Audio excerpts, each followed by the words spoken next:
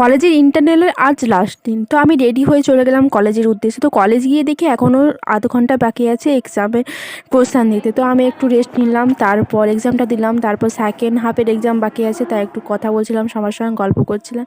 Exam শেষে বাড়ির দিকে রওনা হলাম। বাড়িতে এসে আমার অবস্থা খুব খারাপ হয়ে গেছে, আজকে রোদ গরমটা সেই পরিমাণে ছিল।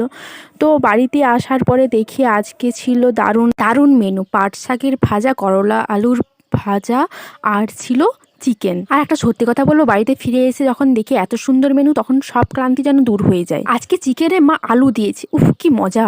জানি না ইন্টারনালের এক্সামগুলো কেমন হয়েছে, তবে যাই হোক, যেমনই হোক না কেন, তো আজকের খাবারটি ছিল বেস্ট খাবার, আর খেয়ে আমি তৃপ্তি পেলাম। আরে আরে, তৃপ্তি তো আমার একটা বান্ধবীর নাম।